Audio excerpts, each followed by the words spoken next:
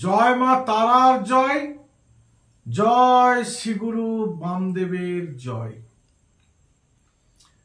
আপনি অনেক কষ্ট করে আপনার সন্তানকে মানুষ করছেন, তাকে লেখাপড়া শেখাচ্ছেন, কিন্তু দেখা গেল আপনার সন্তান দিনকে দিন অবাধ্য হয়ে উঠছে, অসৎ সঙ্গে মেলামেশা করছে, নেশাগ্রস্ত হচ্ছে, বিভিন্ন রকম ঝামেলায় জড়িয়ে পড়ছে। এটিকে বলি অবাধ্য সন্তান। এই অবাধ্য সন্তানকে কিভাবে বাধ্য করবেন? আমি আজকে একটা সহজ প্রক্রিয়াকরণ দিচ্ছি, এটা করে দেখুন। দেখবেন আস্তে আস্তে আপনার সন্তান সভ্য হবে, ভদ্র হবে, শিক্ষিত হবে। কি করবেন? এই প্রক্রিয়াকরণটি মায়েরা করবেন।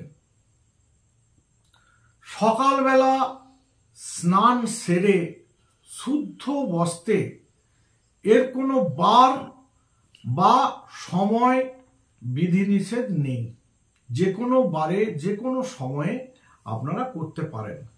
স্নান সেরে শুদ্ধ বস্ত্রে করবেন। একটি তুলসী গাছ থেকে 2 ইঞ্চি পরিমাণ শেকড় তুলবেন, তুলে এনে একটি তামার পাত্রে রাখবেন, রেখে সেটি গঙ্গা জল দিয়ে ভালো করে ধোবেন। ধুয়ে সেটিতে কিছুটা চন্দন এবং কিছুটা সিন্দুর লেপন করবেন। করে আপনার সেই সন্তানের অজান্তে আপনার সন্তান যে বালিশটা মাথায় দিয়ে রাত্রে ঘুমায়, সেই বালিশটার সাইডে ব্লেড দিয়ে একটু ফুটো করবেন। করে ওই শেকড়টা ওই বালিশে ঢুকিয়ে দেবেন, তুলোর কাছে ঢুকিয়ে দিয়ে আবার সেই জায়গাটা সেলাই করে দেবেন। খেয়াল রাখবেন সেই বালিশটা যেমন আপনার ওই সন্তানই মাথায় দিয়ে ঘুমায়। এটা গেল সকালের কাজ। আর রাত্রে কি করবেন?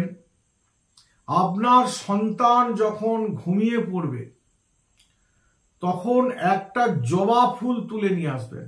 একটা জবা ফুল তুলে এনে ঘড়ির কাঁটা যেদিকে ঘুরছে তার উল্টো দিকে আপনার সন্তানের মাথায় 7 বার ঘোরাবেন।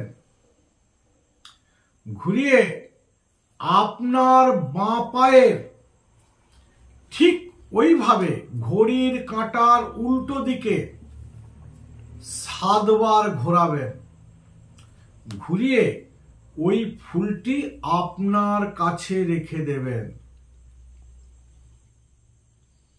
এই কাজটি করুন, দেখবেন অতি অবশ্যই আপনার সন্তান বাধ্য হবে। যেটা বলবেন সেটা শুনবে, সভ্য হবে, ভদ্র হবে, শিক্ষিত হবে। তাহলে নমস্কার, আজ এই পর্যন্তই। যদি আমার ভিডিওটা ভালো লেগে থাকে তাহলে লাইক করুন, শেয়ার করুন, কমেন্ট করুন। আর যারা আমার ভিডিওটা প্রথম দেখছেন তারা আমার চ্যানেলটিকে সাবস্ক্রাইব করুন।